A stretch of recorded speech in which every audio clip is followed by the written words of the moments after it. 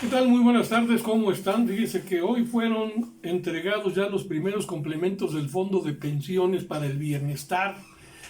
Esto le correspondió anunciarlo durante la mañanera a Luisa María Alcalde Luján, la secretaria de Gobernación, quien informó que este 1 de julio ya, a 6 años, hoy se cumplieron 6 años del triunfo de la Cuarta Transformación, pues se hizo entrega de los primeros complementos del Fondo de Pensiones para el Bienestar. Hay que recordar que la reforma de pensiones que impulsó el presidente López Obrador para crear este fondo pretenden eliminar todos los efectos negativos que tuvieron las reformas neoliberales que derivaron en pensiones muy bajas. La funcionaria mencionó cómo ha sido o cómo ha ido evolucionando el sistema de pensiones hasta llegar al Fondo de Pensiones para el Bienestar que hoy inicia. Por ejemplo, antes en el 97 y en el 2007 existía un sistema solidario. En el 97 con el Seguro Social, en el 2007 con el ISSSTE, cambiaron a un sistema individual después de esos años. Esas primeras reformas en materia de pensiones de AMLO, para superar esta situación tan difícil que vivieron los pensionados durante todos estos años, pues AMLO realizó una reforma en esta materia en el 2020. Las reformas en materia de pensiones también de AMLO en este año, en este 2024, cuando se crea el Fondo de Pensiones para el Bienestar. La transición, es decir, pasó de un sistema individual de pensiones a un sistema mixto, donde hay un complemento solidario para garantizar que los trabajadores ya puedan volver a jubilarse con el 100% de su salario, cuando durante toda la etapa neoliberal, desde el propio Ernesto Cedillo con el IMSS, Felipe Calderón con el ISSSTE, mandaron hacia las AFORES, hacia los bancos, la administración de estos recursos que son del pueblo de México. Se les cobraron comisiones altísimas y por eso empezó a bajar mucho el poder adquisitivo de las pensiones de los trabajadores. Por ejemplo, ahora un trabajador que gana 10,000 pesos tendrá que cobrar poco a poco nuevamente su pensión total, 10,000 pesos. Esta reforma aplica a los trabajadores del IMSS que empezaron a trabajar después de junio del 97 y a los trabajadores del ISSSTE que se encuentran en el régimen de cuentas individuales. Es decir, antes esos 10,000 pesos que se ponen como ejemplo, pues ya no se convertían en los mismos 10,000, es decir, con el 100% de lo que se tenía como derecho a pensiones, sino bajaba a 2,000 y pico de pesos. Luego se hizo un esfuerzo para que subieran a 6,000 y ahora lo que se pretende es de que el trabajador, tanto del ISSSTE como del ISEMIN, puedan volver a cobrar ya sus pensiones al 100. Bueno, los primeros complementos solidarios que se dieron hoy a conocer en la mañanera de este Fondo de Pensiones para el Bienestar fueron entregados a los siguientes derechohabientes como una cuestión simbólica, pero ya empiezan a manifestarse. Usted que trabajó en el ISSSTE o en el IMSS podrán empezar a verlo próximamente. Hoy recibieron como esta ceremonia de inicio pues la señora Delfina Calderón, Raimundo Vallejo, Luis Leonardo Morales, Irma Moreno y José Manuel Ubaldo, quienes se tomaron la foto de rigor con el presidente cuando se inició en esta mañana la entrega de estos primeros complementos del Fondo de Pensiones para el Bienestar, lo cual es una magnífica noticia para todos. Y por cierto, pues hoy, y que ya mencionamos, el 1 de julio, pues se celebró ya también, o se celebra, el triunfo de la 4T en el 2018, y por eso dice el presidente, para nosotros es muy importante porque hace 6 años triunfó nuestro movimiento, el pueblo nos eligió para ocupar la presidencia de la República y el pueblo repitió ese ejercicio el pasado 2 de junio para que la Cuarta Transformación se prolongue con la señora Claudia Sheinbaum al frente.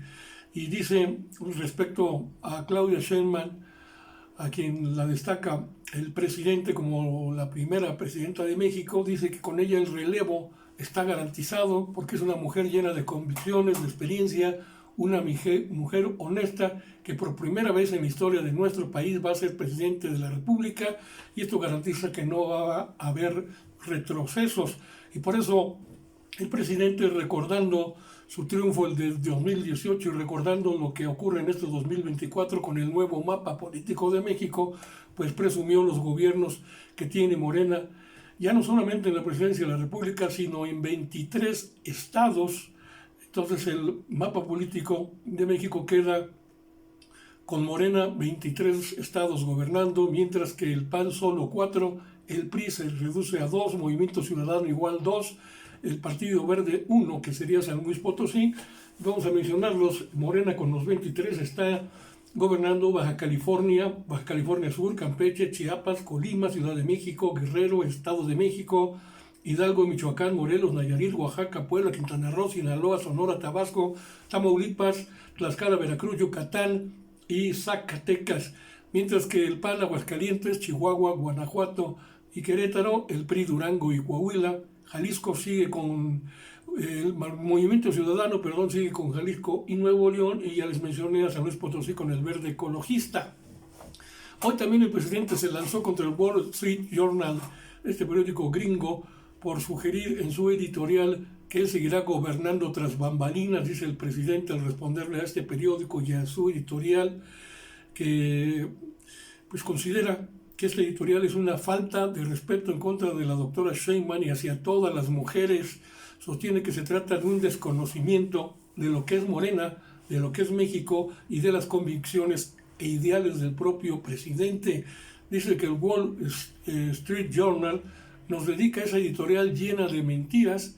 ¿Qué periodismo serio puede ser el que se diga en una editorial que yo voy a seguir siendo el poder tras el trono? Esto es nefasto.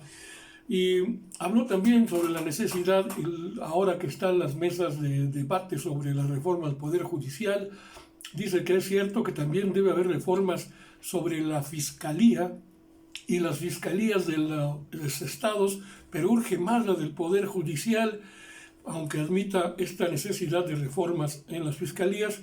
Dice, sí hace mucha falta ya un cambio en el Poder Judicial, y luego tenemos que ir sobre las fiscalías, a las procuradurías, a los ministerios públicos, y limpiar todo el Poder Judicial, porque sí son las dos cosas que deben complementarse, cosa que ya ha señalado la doctora Sheinbaum cuando dice que tendrán que juntarse fiscalías y Poder Judicial para disminuir en la medida de lo posible los índices altísimos que hay en México de impunidad. Porque dice el presidente, ahí en las fiscalías, en los estados, por ejemplo, uno de los problemas actuales es que el ciudadano presenta la denuncia y no le dan trámite.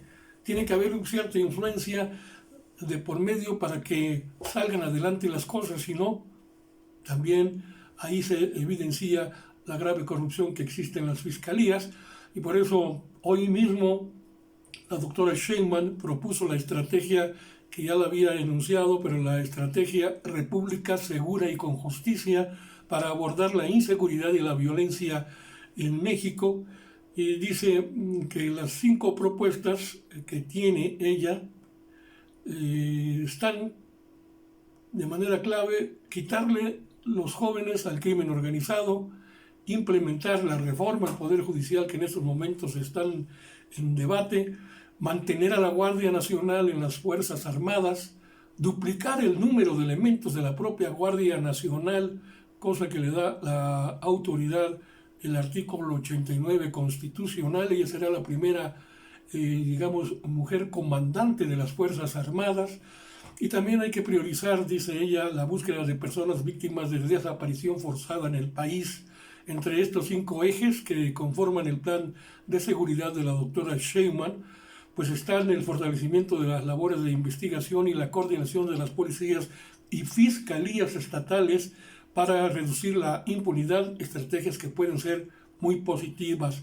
Sin embargo, también dijo, hay que incluir la consolidación de la Guardia Nacional, ampliando sus capacidades para la vigilancia de carreteras y su facultad para operar como primeros respondientes. Es decir, a la hora que tengan un delincuente, son los primeros que ellos también tendrían que declarar y facilitarle las cosas al propio ciudadano que a veces queda en la indefensión, a manos de los criminales, pero con esta ampliación de capacidades de la Guardia Nacional todo quedaría resuelto en ese sentido. Con esto me despido, les doy las gracias, ojalá me dé un like, poderosísimo like, para que seamos cada vez más en estas @sociedades de pensamiento en YouTube, en TikTok, @Monroe_HER, y desde luego, como siempre, también nos acompañamos en Facebook. Pásenla bien.